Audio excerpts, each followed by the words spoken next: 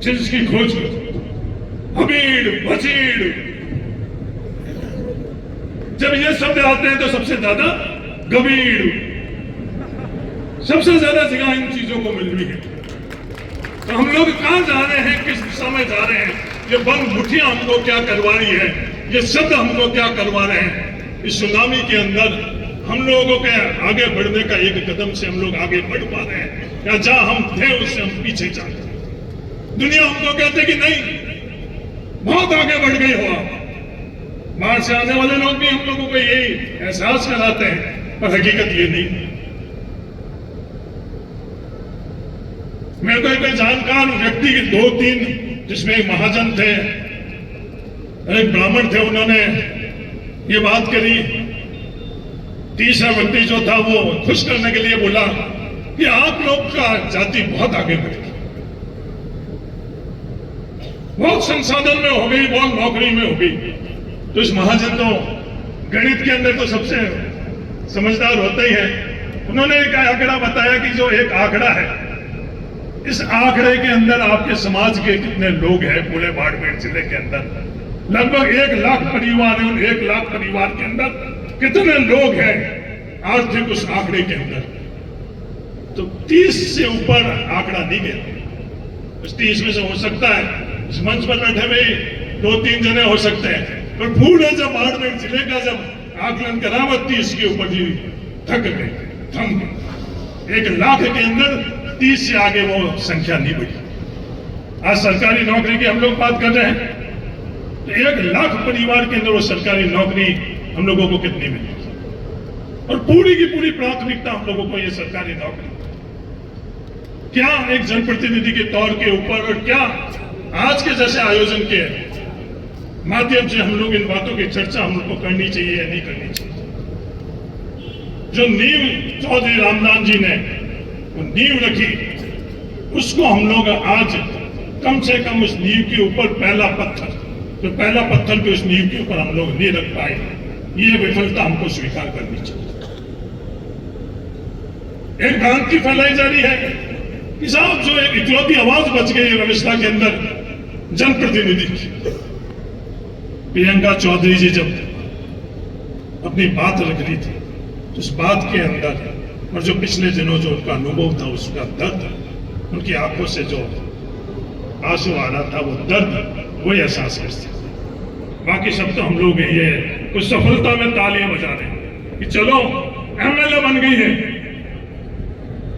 अब तो आनंद ही आनंद है। ये नहीं पता जो थोड़ा बहुत भी आनंद था वो भी अब छूट गया। हकीकत ये है और भ्रांति ये है कि नहीं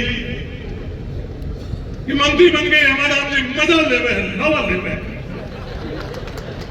हेमाराम जी के पास बैठ के बैठ जब बात करते, हाँ मजा लावा लेने का थोड़ी बहुत भी गुंजाइश है, वो किसमें है?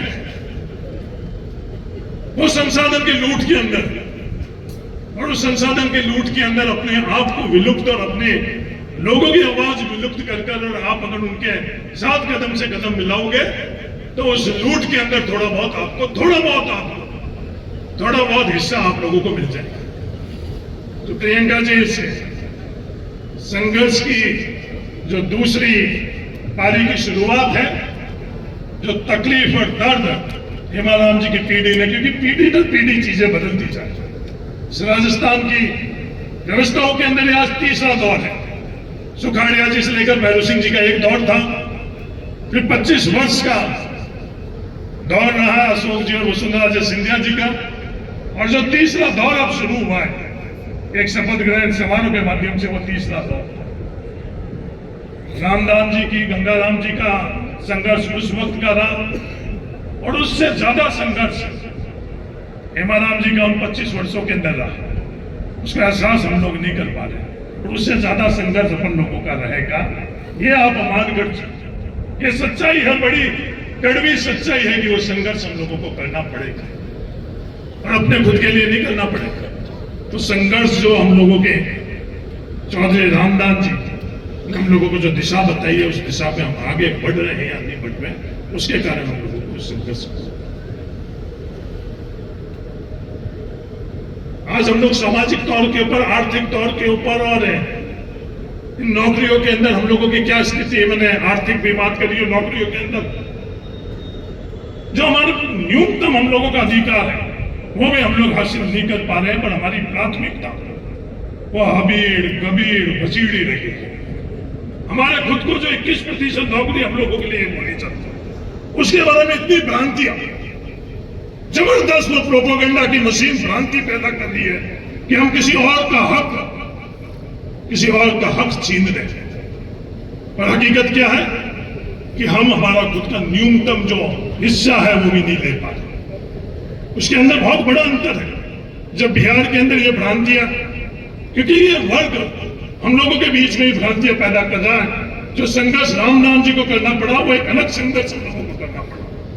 बिहार के अंदर जब जातिगत जनगणना हुई और जो आंकड़े निकल कर आए, बिहार में बहुत भ्रांति फैलाई जा रही थी कि यादव सबसे ज्यादा हक और अधिकार लोगों का ले गए। आज बाड़मेर और राजस्थान के अंदर भी एक बहुत बड़ा अभियान के तौर पर यह भ्रांति फैलाई जा रही है। मैं निवेदन करना चाहता हूं इस अवसर के ऊपर, क्योंकि ये किसान बोर्डिंग किसी एक जाति की नहीं है। ये किसान बोर्डिंग बाड़मेर के हर परिवार की है। ये रामनाथ जी डोकिया हम लोगों को देख रहे हैं। यहाँ बगराज जी चौधरी भी नहीं या शेर मोहम्मद जी भी नहीं, इस तरह के कई लोग नहीं है। तो ये जाति का मंच नहीं है, उन सब लोगों का मंच है। ये किसान बोर्डिंग रामनाथ जी ने, और ये सोच ही विचार, यह परंपराएं हम लोगों को लेकर गई और हम लोगों के बीच में एक जहर फैलाया जा रहा है कि कोई ज्यादा हक लेकर ज्यादा किसका हक खाया जा रहा है। हकीकत के अंदर क्या स्थिति है, मैं बिहार के आंकड़े बताऊं। ये बात करी जाती कि धौलपुर और भरतपुर के अंदर, हाँ धौलपुर और भरतपुर के अंदर वो अध्ययन हो चुका है। जो औसतन जमीन है उस औसतन जमीन से भी बहुत कम मिलता है। जो औसतन नौकरी के अंदर हिस्सेदारी भागीदारी है वो भी। तो आप लोगों को तय करना पड़ेगा कि भ्रांतियों के अंदर जो प्रोपेगेंडा की मशीन के ऊपर, क्योंकि समय बदल रहा है। जब हम लोग अंदर आ रहे थे, जब फोटोग्राफी हो रही थी, फिर आने वाले 5-10 साल बाद ये फोटोग्राफी नहीं होगी। जो विज्ञान जिस दिशा के अंदर जा रहा है, इसमें फोटोग्राफी की आवश्यकता ही नहीं पड़ेगी। आज अपन एआई देख रहे हैं, एआई के बाद में जो न्यूरो चिप आ चुकी है, उसके अंदर कोई फोटोग्राफी की जरूरत नहीं पड़ेगी। आर्टिफिशियल इंटेलिजेंस के बाद 5 साल 10 साल में क्या होगा, उसकी कल्पना ही हम लोग नहीं करेंगे। तो परिस्थिति बदल रही है, व्यवस्थाएं बदल रही है। उन परिस्थिति और व्यवस्थाओं के अंदर हम लोगों को आगे कैसे बढ़ना है। आज हम लोगों के बीच में कितने लोग हैं जिनके पास जाकर हम लोग ये जानकारी प्राप्त कर सकते हैं। ये अंतिम पीढ़ी के अंदर कुछ चंद लोग बचे हैं, उसके बाद में हम लोग जैसा हम लोगों को किताबों में और भाषणों में बताया जाएगा वो चीज हम मान लेंगे। आज शब्दों की बात हो रही है, शब्दों का खेल ही निराला, मुठ्ठियां बंद कराई जा रही है, जयकारे हो रहे हैं। उन जयकारों के अंदर हम क्या है, वो जब शब्दों की जिक्र आ रहा है तो किन शब्दों को सबसे ज्यादा जगह मिल रही है।